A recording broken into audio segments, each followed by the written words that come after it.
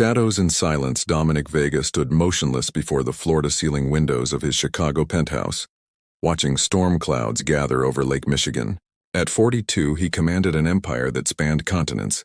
Vega Technologies had revolutionized renewable energy storage and made him wealthy beyond imagination.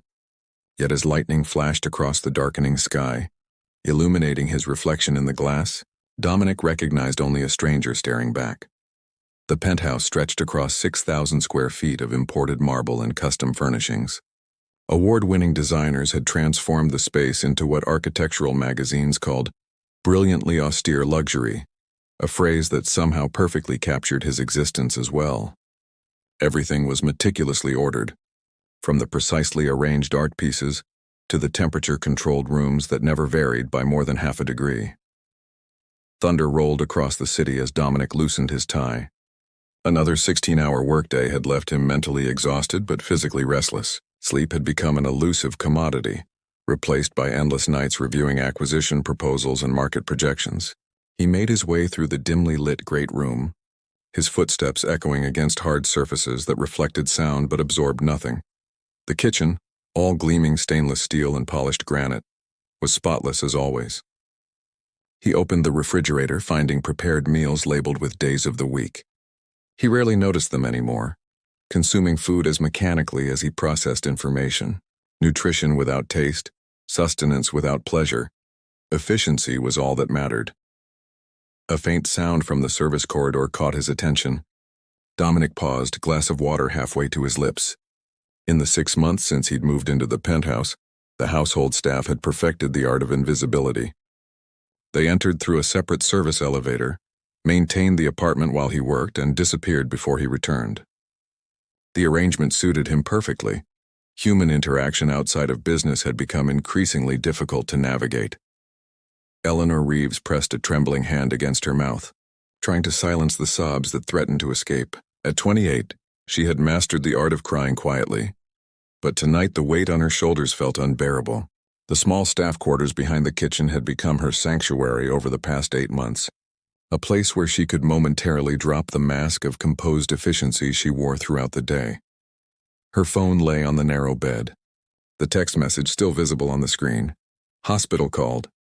Dad's condition worsening. Doctor wants to discuss options.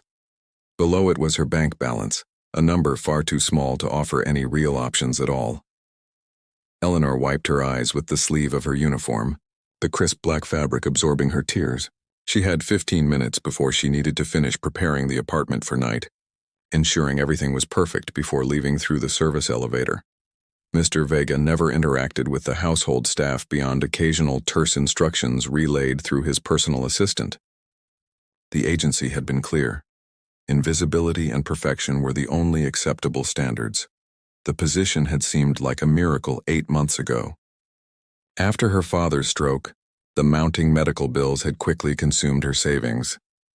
When the prestigious domestic staffing agency offered her the role of head housekeeper for one of Chicago's wealthiest businessmen, the salary had seemed like the answer to her prayers.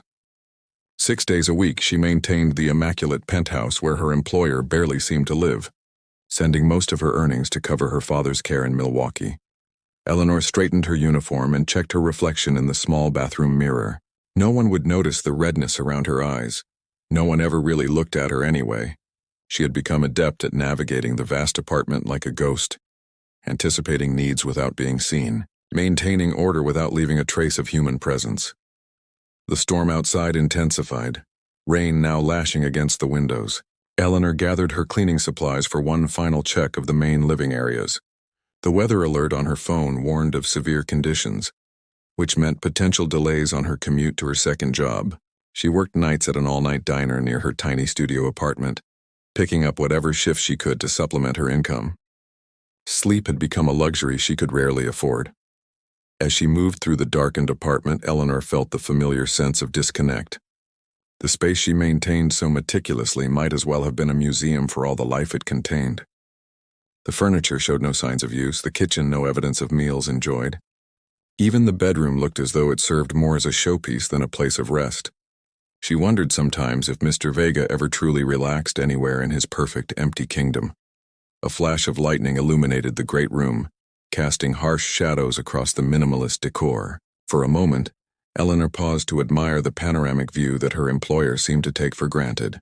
The city lights blurred through the rain-streaked windows, creating a watercolor landscape of urban life, continuing far below. People rushing home to families, to conversations over dinner tables, to lives filled with connections that had nothing to do with stock portfolios or corporate acquisitions. Thunder cracked violently overhead, startling Eleanor and causing her to drop the glass vase she had been straightening. It shattered against the marble floor, the sound amplified by the cavernous ceiling. She froze in horror, staring at the broken pieces scattered across the imported Italian stone. In 8 months of perfect service, this was her first mistake.